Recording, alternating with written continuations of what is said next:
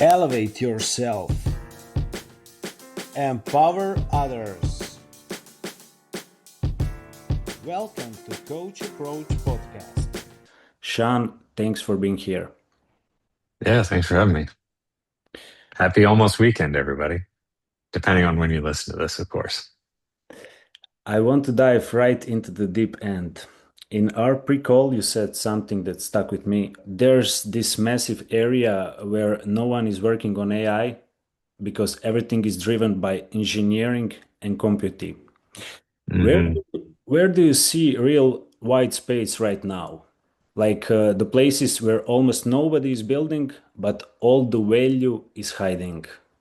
hmm Yeah, I think there's maybe three layers to this, and I'll start at the bottom layer and work my way up. And as we work our way up, it becomes more differentiated and less people doing it because it becomes harder in a way that you're probably not considering. So at the bottom layer, I would just call this like functional engineering, right? Like getting the thing to work. And so this is where you've seen a lot of investment capital deployed, infrastructure, chips, data centers, algorithms like the Transformer white paper, NeurIPS conferences. You see white papers everywhere. Yeah. And it's very mathematical focused. So I have a math background. I was a former actuary, so I get it. It's like linear algebra. Took the class in college. Got it. Matrix multiplication. Cool. At scale, big scale. So expensive for computation. And so there's a lot of thought, work, and effort there. And then because of that, everyone gets weirded out by safety concerns and Terminator rather than Bicentennial Man, the movie. So they're like, oh, we should probably invest in safety. So you have someone leave OpenAI and like, here, have $1 billion, go figure it out and do more stuff on the engineering side. Okay, that's cool. Next step, business value. So this is where you get a lot of the like business consultants and dev agencies and your Accentures and your McKinseys. And I do a lot of this in private equity, Fortune 500s. It's you hear a lot of use cases. And so you'll hear a lot of workflows and you'll hear a lot of people losing their jobs or worried about task completion, worried about jobs not being put out there for the younger folks or out of school, out of college. And this one is basically a proliferation of people inside a company given a mandate to go do AI. And I don't know, my guess is as good as yours. And so you know your job better than me. So why don't we just automate some of the stuff in your job? And no, it's not going to take your job. We're just going to like do some of your rote tasks. So you've never had experience with AI and you never took math classes and you're not an engineer and you've never built software products before for humans or companies or machines. But you know what? We should give you the keys and you're going to figure out how to do AI for our business and it's going to provide financial value. So, needless to say, that one's not working out so hot for a lot of companies. Because for like what I just said, people don't really have a lot of experience doing this. So they're like, oh, here's a bunch of use cases, seems reasonable. All right, Accenture, go build it. So yeah, interesting. And then they realize they can't do it. So now they're like, okay, Palantir, come on in. We'll pay you tens of millions of dollars a year in subscription fees. Sort of untenable for the small, medium-sized business, and even a lot of Fortune 100s, Fortune 500s. So then we're at so we started at the bottom layer with engineering, and then the middle layer, which is like your business. Now let's go to the top layer, which is creative. And this is novel ideas. This is invention. This is interface. This is new product ideas. This is art. This is statues. This is like pure creation. This is what the internet started from. This is what software is incredible at, which is you can take an idea and you can manifest whatever that idea is in code and an interface and a spatial interface. You can digitize your idea into something that feels physical in cyberspace, and then even transfer that into the real world via robotics and spatial computing and cars and movement, pop-ups, experiential activations, etc. And the limiting factor there is, wouldn't you guess it, creativity, the stuff that we've literally beaten out of our kids, our workers, ourselves over the course of our entire lives because we want you on that assembly line. So, wouldn't you know it, a lot of creative product thinking is completely gone from this world that we live in, which means there's an opportunity. If you have the stuff between your ears, and if you are trained as, let's say, an artist, a creative thinker, not on the engineering side, which we've already covered, you now have an opportunity to create something from your imagination that never existed before using these new technologies and capabilities. That is why we're seeing these companies go from 0 to $100 million in recurring revenue in 12 months or less. It's why ChatGPT blew up. And the last thing I'll say is when you commercialize emerging tech, you're the secret to this thing is using stuff that already exists. So ChatGPT got big because they worked backwards from the most adopted technology on the planet outside of the internet, which was SMS. It's a chat interface. Everybody knows how to use chat. Maybe we should throw AI into chat. Guess what? Massive adoption. So, there you go. So I think in review, it's like the base layer engineering, infrastructure, compute, chips, algorithms, the mid-level business use cases, yada, yada, rote improvement, automation. And the top level is creativity. And a lot of the value in the future will be in that creative layer. For someone listening who is building SaaS or tools around AI, what's the first Mhm. filter they should apply to stop building commodities, for example? Yeah, I've seen hundreds of SaaS businesses. This is like my every day-to-day job. I do a lot of diligence on enterprise SaaS and M&A transactions for private equity companies, Fortune 500 strategic acquisitions, startups, etc. Um, I'll ask you a question in response, and this will be the first one. Let's just say there's 100 enterprise SaaS companies, right? Out of those 100 companies in total, how many engineers would you think they have? Probably thousands, right? Depending on the size of the company, because they got to build the stuff. How many salespeople? Probably similar, thousands. How many designers do you think they have on staff Yeah, out like of those hundreds? under 10. Yeah, we talked about this before, so I already gave you the answer. But yeah, Yeah, yeah. isn't that interesting? It's like there's like 5 to 10 people total that have worked on design. I mean, most of these enterprise SaaS companies don't have a designer on staff. And I find that very interesting because humans use software. Now we have machines, but for the last 20 years, it's you don't have a designer to help with usability, information architecture, and then we expect customers that are spending millions of dollars every year or hundreds of thousands of dollars every year with your product to be able to use it and find value from it. And then their support is blowing up, customer success is blowing up, NPS scores are shit, like customers are leaving. And then everyone's scratching their heads like, I wonder why. And then, I do the old product management, customer development thing, and I have like 10 calls with users, and everyone's the same thing. Too many tabs, too many enterprise SaaS products, like too many clicks, too many pages, don't know what's going on. Like it's just a complete and utter mess. And it's like, well, duh.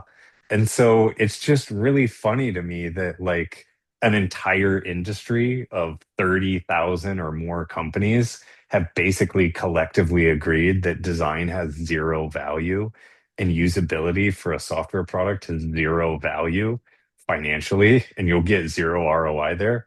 So it doesn't surprise me that every single customer is like clamoring for a better user interface via Chat GPT. And so now every enterprise SaaS company, what are they doing?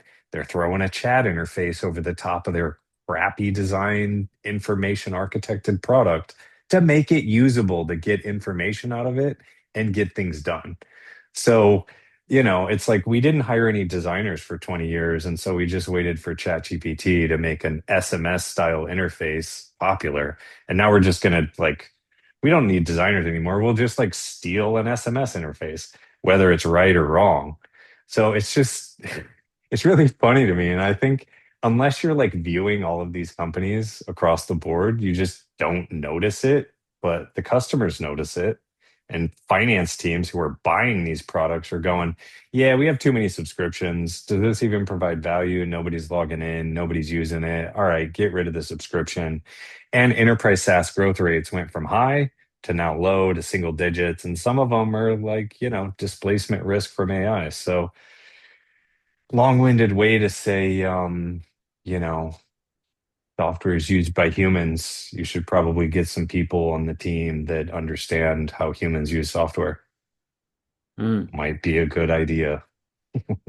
Maybe I'm crazy. No, What do no. you think? What do you think? I'm thinking about why the teams ignored that. I mean, They think there's no value. It's like, oh, we'll put our money in engineering, build out features, pump like 1,000 features into the product, make it complex, and yes, then it's a because mandate by companies, go use this. You must use Salesforce, right? Like you must use HubSpot and you must use Notion or Monday or Jira or Confluence. And it's like, I don't care if it doesn't work. I pay you. Like I pay you to like chip rocks in the salt mine. I don't care that it doesn't feel good. And they wonder why they have employee retention issues. And then they fire a bunch of people and wonder why their culture sucks. It's crazy, but it's real. mm, yeah, but I think in the next 2, 3 years, the products will be much better than these shitty products. The last from the last 10 years. I mean, what are 1 to 2 product mechanics you see in companies that actually push the frontier forward? I think you need to hire the right people. So, for example, most people don't have a good understanding of what product management is. They think it's just like Scrum, like, hey, run a stand up and like maybe write a ticket or two and then like do a glorified project management. But that's not great. Best in class, world class product people invent. They always say like design isn't what it looks like, it's how it works. That's actually wrong. Design is how it looks like. Product mechanics is how it works. I'll give you a classic example of Instagram. The product mechanic was you post a photo, some other person clicks that heart button on the photo, that gives you endorphins, you post another photo or you share it to get more hearts. And so it was the thing about this was it's very egocentric, which is as a product mechanic, I've incentivized you to grow your ego. And so how did that develop? Well, we saw everyone on Instagram post thirst traps, Mm. naked pics, go crazy, like take a picture of me next to a yacht or like a private plane or like a Bentley or something and or a Rolls Royce and like look at all these new clothes and look how cool my life is ego product. So that's the other thing with tech. Most folks are just like, yeah, I don't understand brand. And so what you found now is social media has developed to the point where it's caused real societal issues because they got the product mechanics right, quote unquote. They got the business model right with ads, but they got the soul and the brand all wrong. So when you actually bring in someone, you need to understand what their core values are from a business perspective. Are they selfless or are they selfish? And product mechanics have second, third, fourth order impact.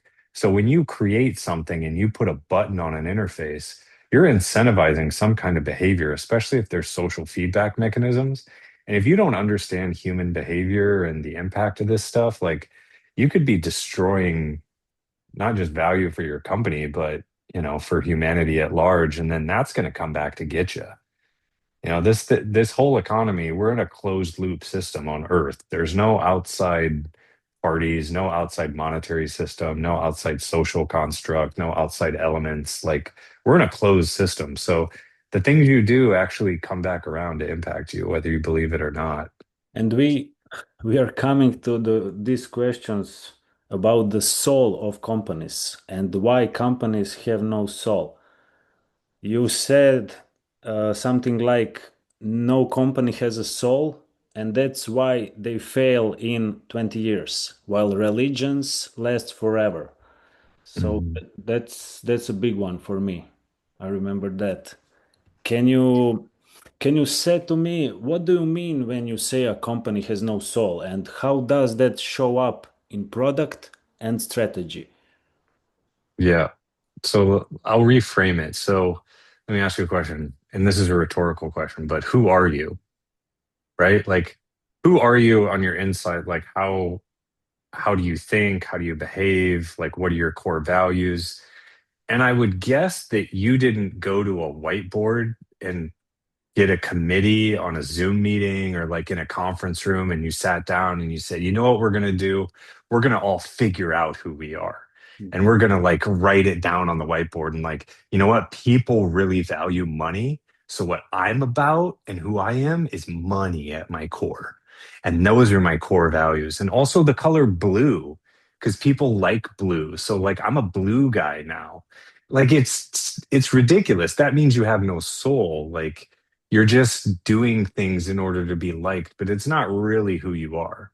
And this is the same thing that happens inside companies is like you get a bunch of people together, you hire an agency and you're like, "Hey, tell us who we are." And the tell us who we are is actually driven by, what's like the coolest thing out in the world today. So here's a great example. Go to every beauty company on the planet. And what do they all do? Every single creative brief is inclusivity. You know what? We're going to be inclusive and like every race, every culture, everything. You're beautiful. But why?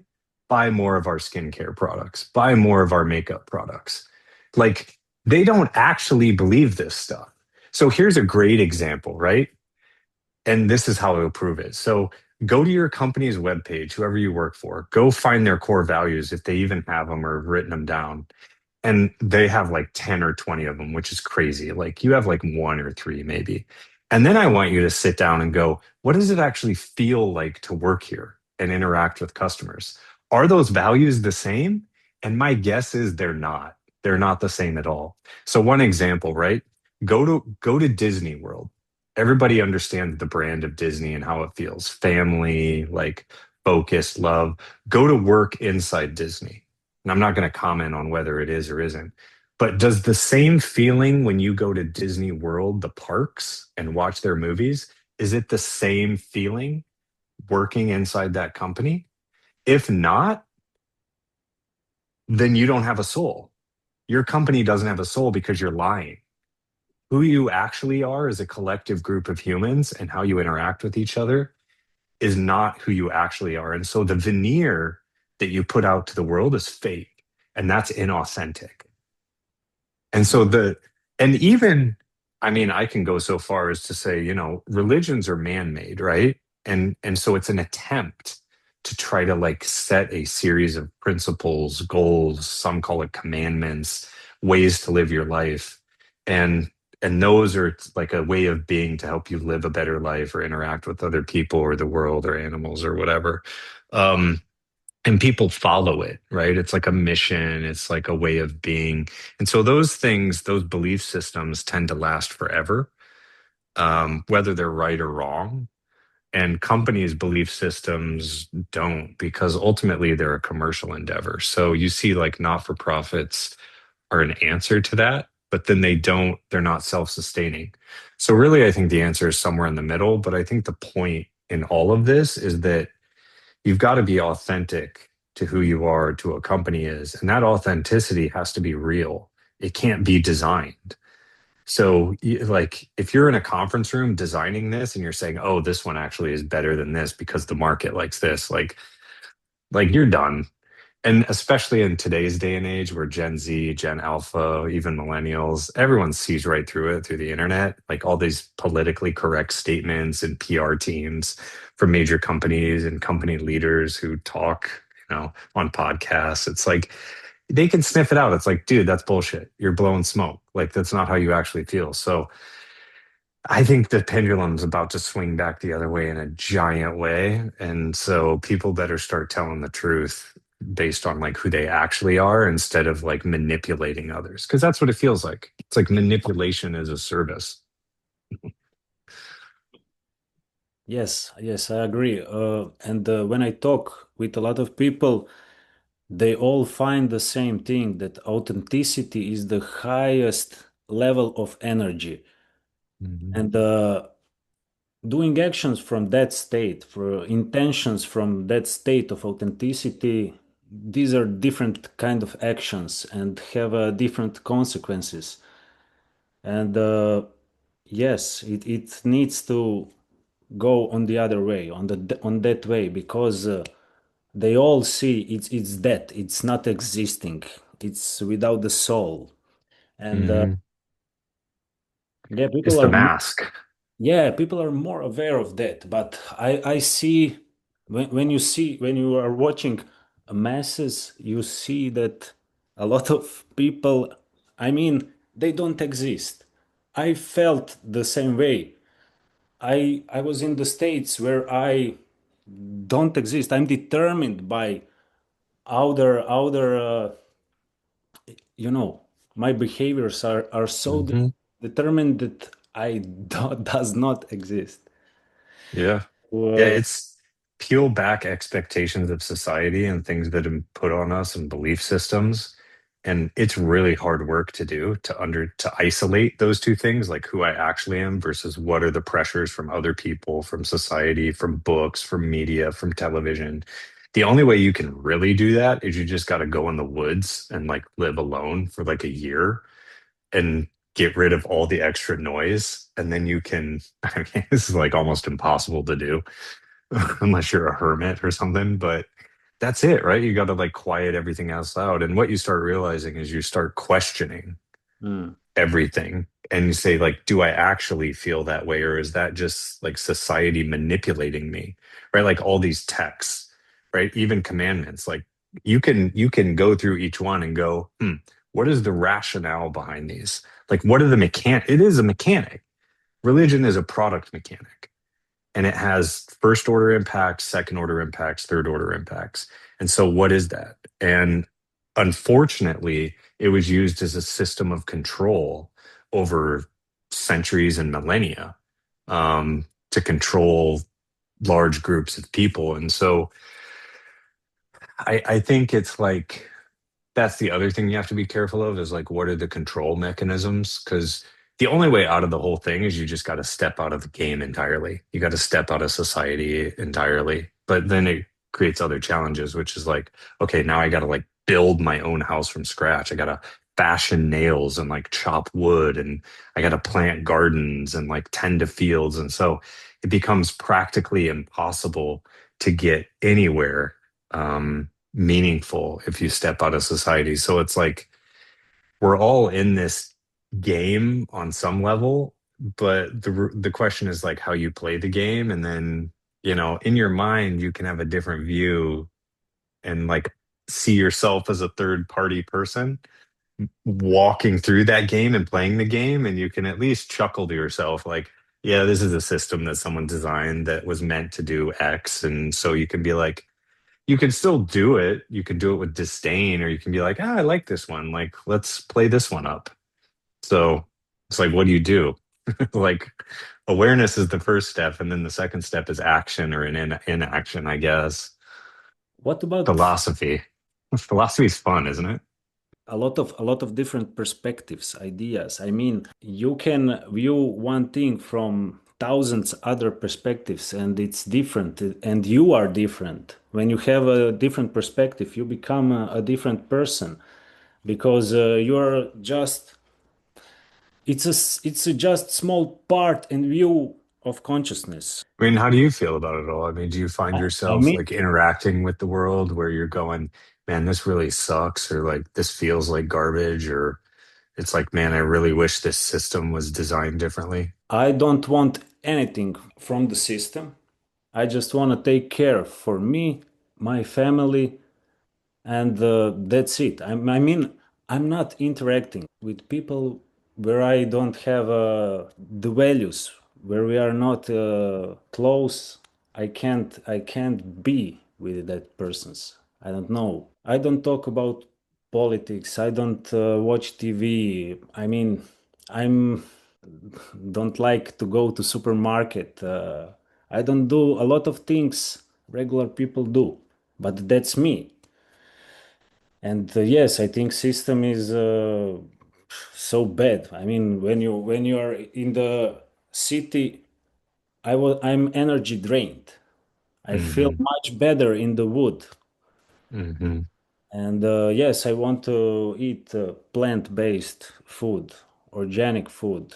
Yeah, how do you find it in your life? Yeah, I think that most people are called to nature.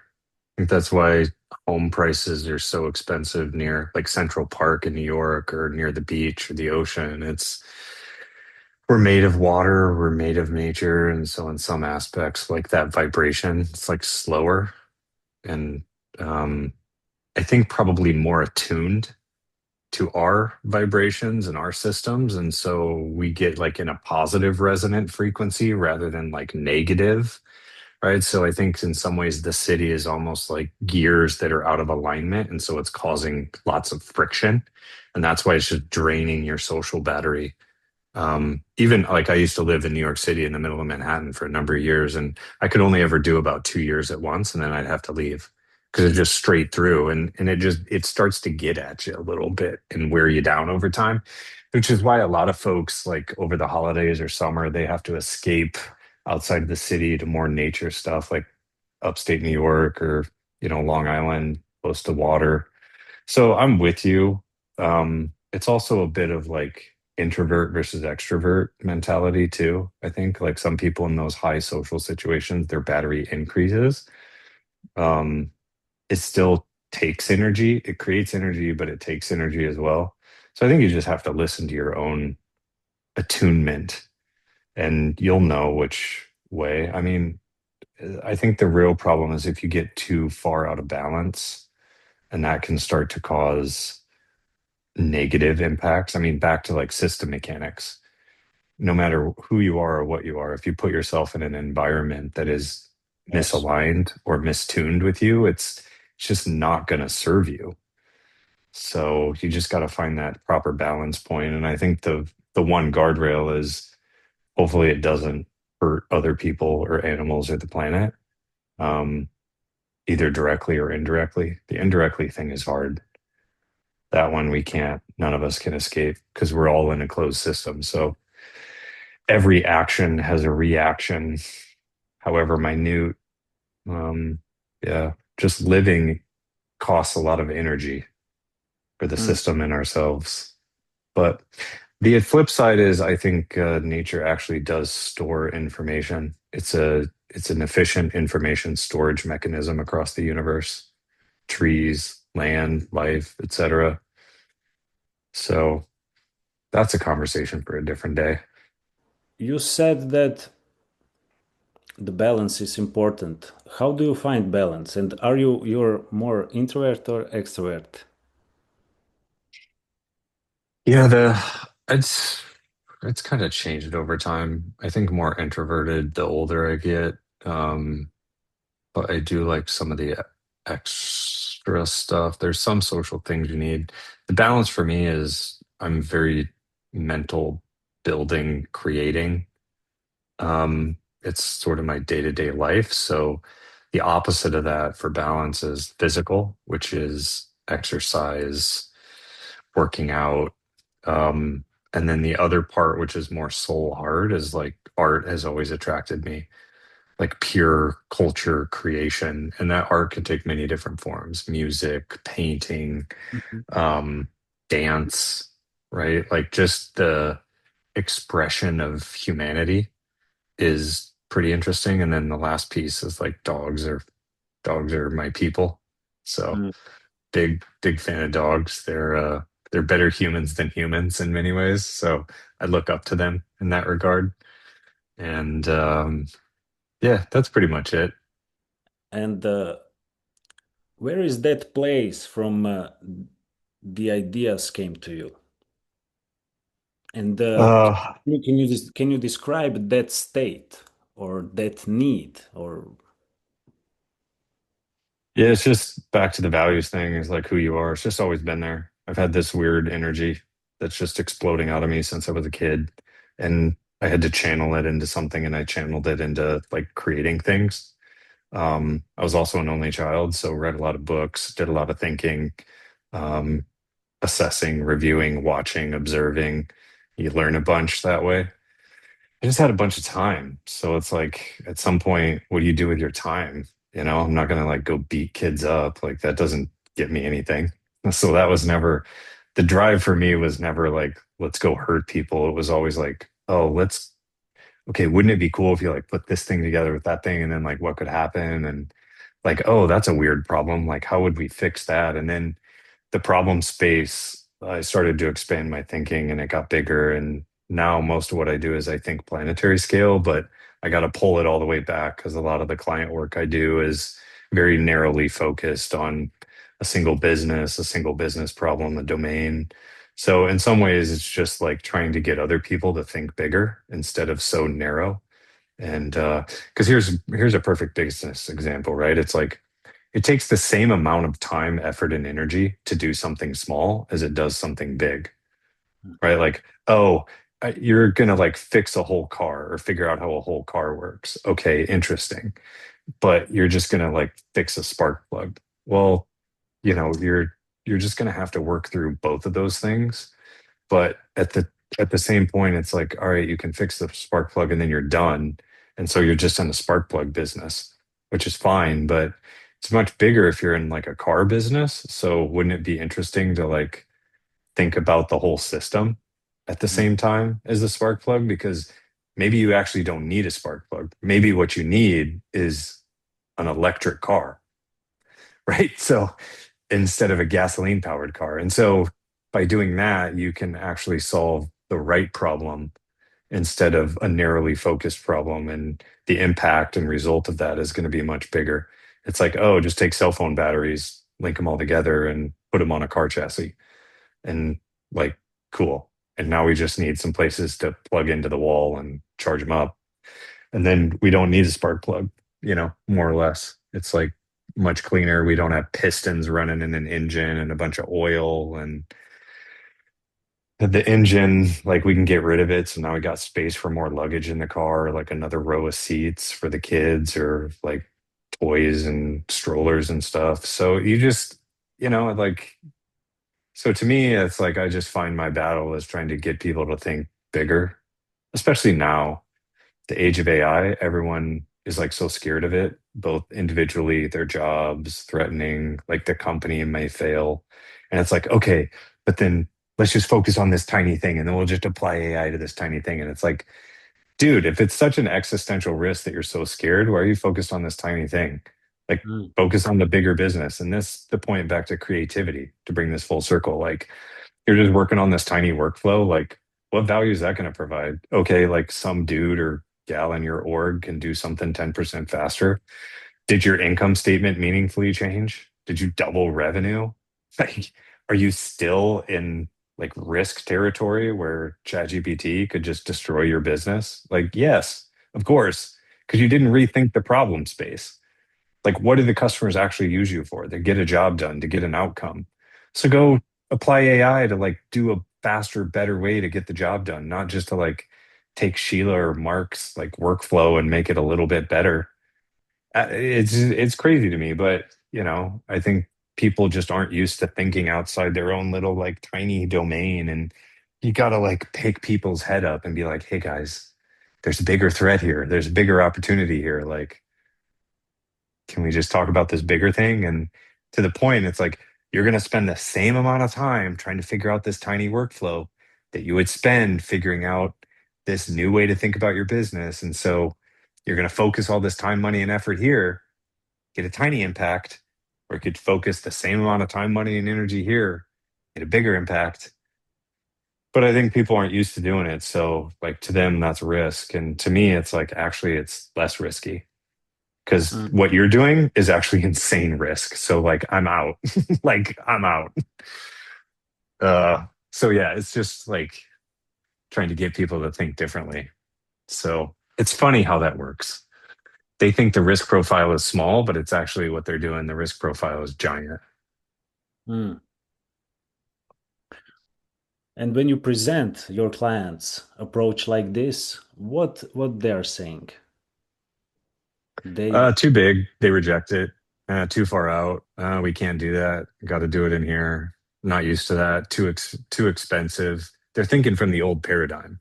And I'm over here thinking like, oh yeah, I actually did that like in 2 months, like me and a couple other dudes, and like we executed. We're just like running circles around people because we thought different. We've done this many times. We got the team in place. We know how to do it. So they just reject it outright because they're working in like legacy land instead of future land. Mm. So of course it seems like risky, too expensive, too much time. Like we can never compete. And I try to tell them, and then ultimately, like it's like trying to change someone's religion or political view. It ain't gonna happen. So I'm not gonna fight that battle. Mhm. I'm just like, okay, and then I'll go find a client who actually is in the right frame of mind, and then we can skate downhill and enjoy the ride instead of trying to like climb Mount Everest to like bring you along with me. Because eventually the world will just wake them up anyways, because their business problem hasn't been solved. That like they're still gonna be waking up at night like, oh, fuck, like we're screwed. It's like, well, yeah, you're trying to climb Mount Everest instead of skating downhill over here. Like we're having fun over here. You guys should come over here. It's like it's way easier, way more fun. But you guys are like killing each other, like stressed, like committee meeting. Like, yeah, it's not for me. It's for the birds. Yeah. I'll just go bartend. Like, I'll go bartend on the beach. I'm not fighting that battle anymore. I did that for too many years. I'm not fighting that battle anymore. You fight it with yourself. Like, I'm good. Call me when you're ready. For example, it's better for you to have one client who want to go all in fast. It can be fun. It can be 100x, 1000x. Yeah, Hmm. it's more For sure. what are the solutions who you want to implement that really can move the needle? Or we are going back to design. It's the first thing is you can't just like road apply a solution because the shape of every person and the shape of every business is different. And by shape, I mean they're strong in some areas and weak in others, or their thinking is expansive in one area but lacking in others, or they have one blind spot versus 50 blind spots. And so the first step is you just have to kind of like interact with them, have a conversation, like just sit into some meetings, like see some documents, whatever. And then you sort of get a sense, right? And then it's like, okay, now I can kind of, I think of it like puzzle pieces, right? So, like the business and the person is a specific shape of a puzzle piece. So then what I need to do is I need to like change who I am, unfortunately, and like the offering to fit precisely into that thing using the skills, capabilities, sets, mindsets, and communication style to fit that. Because if everyone had the same shape, I could just give you the same puzzle piece and it'd be great. But people don't work that way, and businesses don't work that way. So it's not possible to do a universal product. I mean, we're talking about Gen AI, which is why that's so powerful. So there's ways, but I can't take you there yet. I have to keep you in the puzzle piece metaphor right now. Um, so once you do that, then a hypothesis has developed in my mind after seeing, I mean, it's 31 years on the internet. I started mucking around with it when it first started in the mid 90s. So I've seen the ebbs and flows, the profit pools, companies die, fall. I've been at Fortune 500 boardrooms, mid-market private equity, investment committees, portfolio companies, exec teams, startup founders, like new ideas, stuff fail, like global, Europe, Japan, MENA, LATAM, Americas, yada, yada, right? So I've got a decent perspective. My hypothesis after all of that, the source of value creation is emerging tech and the convergence of emerging tech, which is why we named the firm Evergence. It's the convergence of emerging tech. That is the hypothesis. That is after all of these years where the value is. Right now it's AI. And everyone's just like, do AI, which is fine. But you still have this thing called like blockchain as a new type of database. You have Bitcoin, which is a new monetary system with energy flowing through businesses, flowing through ecosystems, flowing through products and databases and businesses. Then you have spatial computing, which is two things. It's the interface layer with the glasses, but also physical objects moving around in a three-dimensional world, right? And so you take all those things together, and then the wearables, the health stuff that's going in the body, on the body, and you start to realize that everything's being digitized and everything's going onto the internet. And then the question is, what do you do with that? And most companies are like, oh, how do I just increase purchase conversion rates and new leads at the top of the funnel? Like, fine. So in that case, you just have to do something different. You need a new tool, you need a new product, you need a new marketing campaign, you need new positioning. You got to stand out. And then it just has to be better. It can't just be different. Like it can't be different and crap. It's got to be different and better. So you can look to the art industry and see like the artists who took off and some of the controversy that they applied. Like Kanye West is a perfect example. He's an artist who used controversy to stay in the mainstream media. I don't recommend it as a brand profile, but it works to stay in the public consciousness. Um, and so really it's all about like new capability set, like give people new superpowers. AI is doing that, which is why there's such a huge race. But everyone's got access to the same OpenAI API and Google Gemini API and like NVIDIA chips and cloud computing. So, and the same architectures and algorithms. So it's like, are you really enabling new capabilities? Like it's a commodity. We basically just turned emerging tech into a commodity in 3 years. And so really the problem with that commodity is that a lot of folks haven't adopted the commodity yet, so they're behind. But just because you have AI doesn't mean you're future focused yet and doesn't mean you're different and better. So now you got to do something more than that. And so I would look to spatial computing and Bitcoin as runner up that's coming in hot and heavy behind the scenes. And the real value is when you pull those together. And there's almost nobody in the world aside from our org that I know that are actively bringing those things together into a single thing, not different things into a single thing. That's the key. So yeah, we build components and some product pieces and stuff to help showcase what that looks like on jetpackproducts.com. Um, so it's just an example. So it's really just trying to change how people think again, which is the ultimate challenge, and it takes time, and um, people just don't want to change. So therein lies the opportunity, the risk, and the challenge, and the work. So Mm-hmm. the answer is easy. Like I got all the answers in my head. It's just trying to get everyone else to like, come on, guys. Like I did all the work. All you have to do is just do the thing. Like I got all the here's the answer. Here's the instruction kit. Like build the toy car. Or like here's the instructions. And they're like, I don't want to go. I don't want to get from point A to point B faster and safer. Seems that seems dangerous. Like I don't want to do that. I'm just gonna take a wagon. I'm gonna walk. I'm gonna get like 18 gallons of water and I'm gonna hold onto them in my hands and I'm gonna walk them 25 miles down the road. That's what I want to do. Like your newfangled wagon contraption, it's not for us here. We have different values about what's important. Like, okay, I don't know how else to tell you. So, so then basically I'm just back in my lab and like creating stuff for me and for fun and just wait for the rest of the world to sort of like wake up and catch up. So that's been my life for 30 years. It's frustrating sometimes. At what time is frustrating? What time? All time? All It's time. like, yeah, it's like I just it's a I mean, there's a couple groups that I work with and folks I work with who are like they get it and so we can just have a normal conversation. Like and so then, but then we're back to the same question with instead of just me, it's the group of us being like, okay, fuck, now we got to like get the rest of the world like to adopt wagons instead of carrying their water 28 miles down the road uphill. So it's just like, I mean, even the whole crypto ecosystem, right? They're trying to get the rest of the world to like adopt the new thing when they're so, it's like, all right.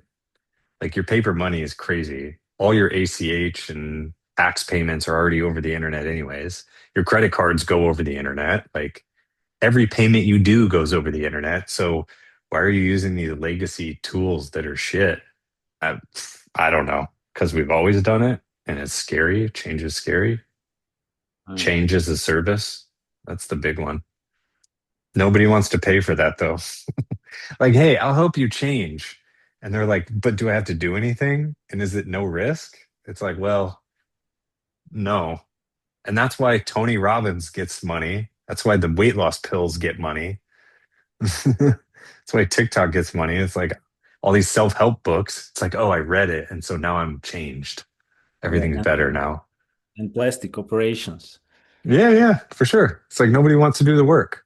Oh, what's one belief about AI you think most of the market gets completely wrong? Yeah, everyone's really worried that it's like Terminator. And I'm like, well, it's math. And so basically it's just a really long equation, like y equals mx plus d plus c squared plus, it's just like a billion variables long equation.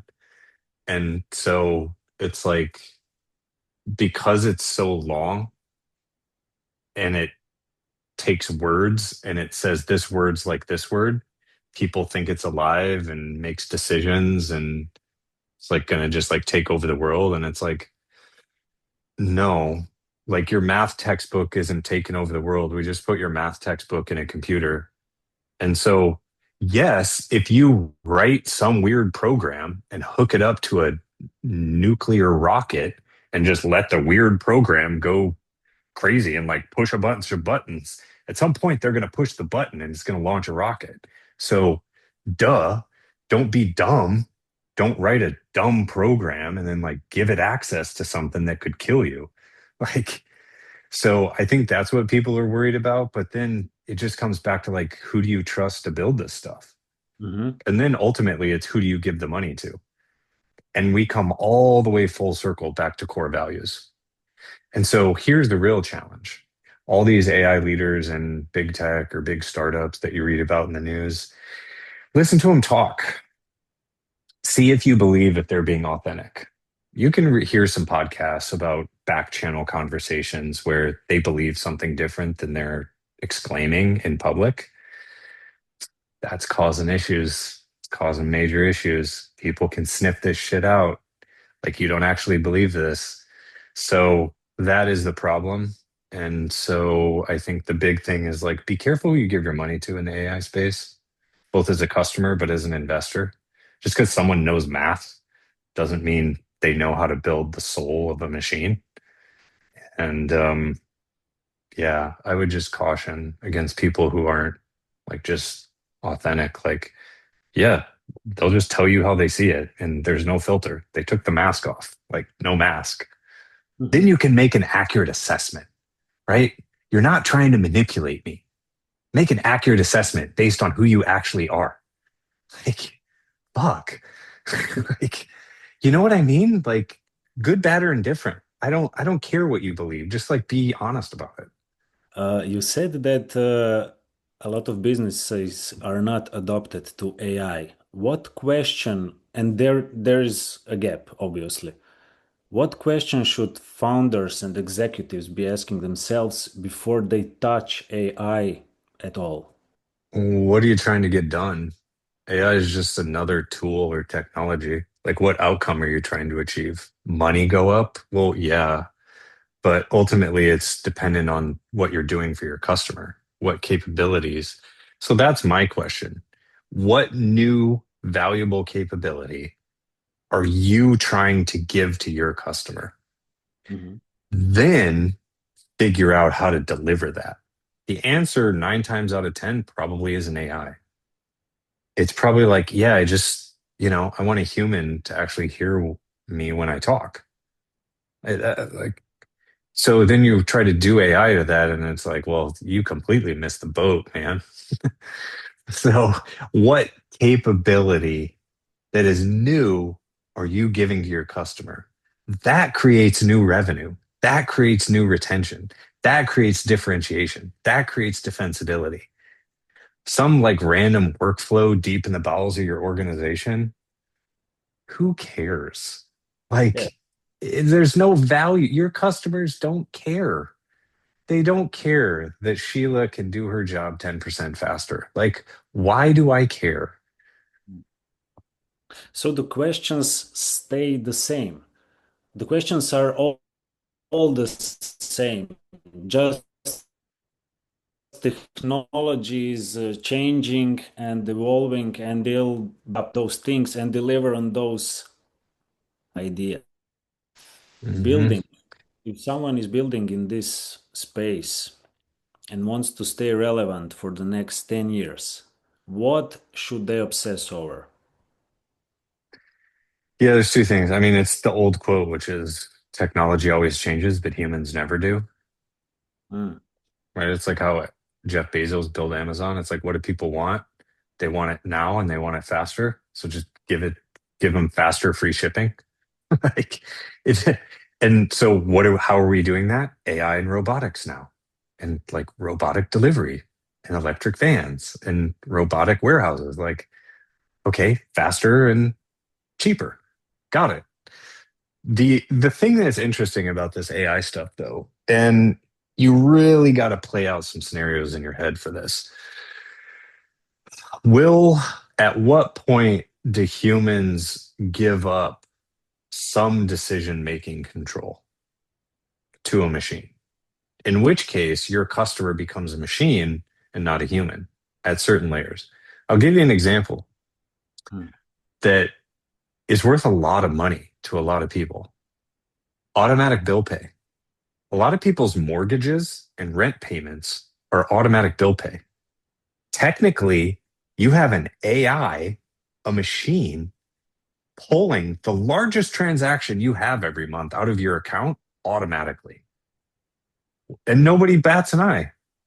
And it's all over the internet and it's a machine. And there's security problems everywhere. And like, so we've already relinquished control of the biggest expense that of billions of people probably in this world have to a machine. So then what's next? Right? So then the question is like at the beginning and at the end, the human ultimately will input something, some kind of request, some desire, some action they want done, some question. That's where it starts. And then everything beyond that is up for grabs on maybe you should build for machines instead of humans. And then that phrase changes from technology always changes, humans never do, to technology always changes, your tech better change just as fast too. And so then you have to ask yourself, how do machines make decisions, make selection decisions? And that one's pretty easy to figure out. And then you can start building products and services from there. mm, So the question first is, who's your customer? A human, a machine, or both? And then at what layer of the decision making process, like what do humans do all day? And then the question is, what do machines do all day? And so products and services will develop for both of those, right? Like daycare, school, grocery shopping, entertainment, streaming services like soap, toothpaste. You could just go from the minute you wake up, like even when you're sleeping, bed frames, mattresses, right? Like we've commercialized and productized everything in a human's life from the moment they wake up, 24 hours in a clock. Everything they do is you have to like spend money to live. mm, The new frontier is, what does a machine do all day, every day? And what new things will they do? And we haven't commercialized any of that yet. That's a gigantic opportunity. And no one's talking about it. Nobody. Have you heard it on the internet and Hacker News? Some folks deep in the bowels of Google because they listen to me talk and they like steal our innovations and stuff. Like I have proof of this. So whatever. Same thing at Apple. Like so they're thinking about it because we're thinking about it. So, but nobody else is thinking about it.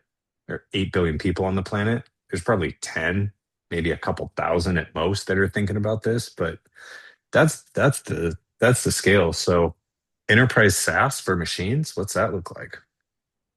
Ding ding ding. If you made it through this whole podcast, I just gave you like you're a billionaire now. Congratulations.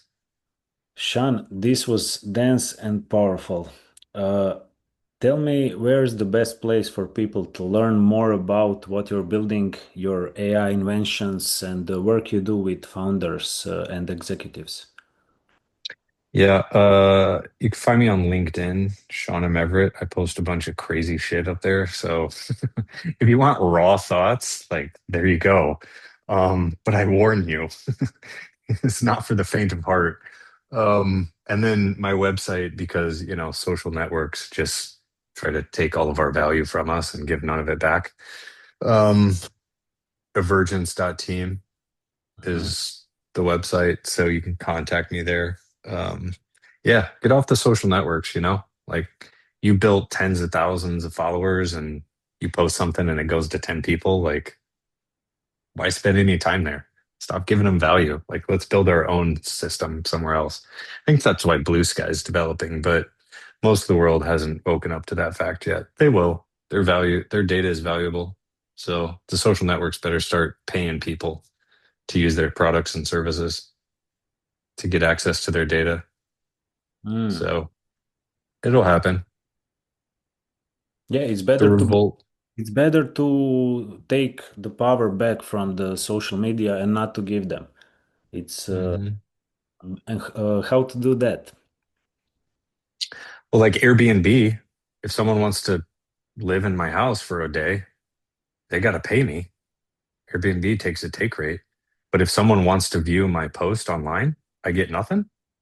You're living in my head. You're living in my content. I get nothing. What? That's wrong. Like, that's my IP. That's my copyrighted material that I created. My photo, my image, my video, my writing. From the moment of creation, it's mine. For at least in the US, for my lifetime plus 70 years. And we just treat it like it's not valuable, but there's a revolt coming. It'll happen. So the social networks are trying to extract as much money as they possibly can and funnel it into other products like AI and the metaverse and other tools, and get as rich as possible until that profit pool goes away and the rest of the world wakes up. Mm. But they When will. Yeah, they will. What do you think? When will that happen? Network effects are strong until they're not, and then they're incredibly fragile. They can collapse in an instant. It's like a currency collapse. So it's like nothing, nothing, nothing, boom. So timing, hard to predict, but given layoffs and everything happen and people don't have money and they spend more time on content services and then they need money to pay for groceries and home and their kids and their livelihood, um, that's when it'll happen. Hmm. And it'll be global and it'll be a force that this world has never seen. So they better start prepping now because they'll go from like the most used beloved brands to the worst brands like real quick.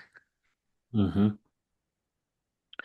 For content creators, and when we provide value on the social media, is it better to have like on the school maybe some group paid membership, etc., and share there on that place all the information, all value information, and have a paid members? Is that a way? Yeah, I mean, some people have done it. The content just has to be as valuable as possible, and you're super niche down, which is why it doesn't work because the social platforms just go across everybody, and so that network effect is strong. Um, I think the real unlock is when you start paying people to use your service. So you got to flip the polarity of payment. It's not asking for payment from people. It's like paying people. So get paid, post content, get paid, and then all the companies that want to get access to that data pay the user directly. So Apple's actually best suited for this because they don't run an advertising model, but they people buy their devices. So now any company that wants to get access to users' data should pay the user. So then Apple can actually become an income stream for 2 billion people around the world. You want to talk about brand affinity and retention and lock in? There you go. And they don't have all the social network garbage. And they already have all the privacy stuff. It's just like put some switches like share this data, don't share this data. Here's my rate, yada, yada. Mm. And there you go. Companies can request access. You can approve it or deny it, wake up to an email, have its own dedicated app, control it, fine tune, and then it just goes into your Apple account, Apple Pay account, and then that helps them pay for other Apple services or groceries or what have you. And yeah, if your values are strong as a company, that's what you do. Take care of your users. Thank you again, Sean. And to everyone listening, if this episode helped you think differently about AI, products, or strategy, share it with a founder or leader who needs to hear it. See you in the next episode of the Coach Approach podcast. Elevate yourself. Empower others. Welcome to Coach Approach podcast.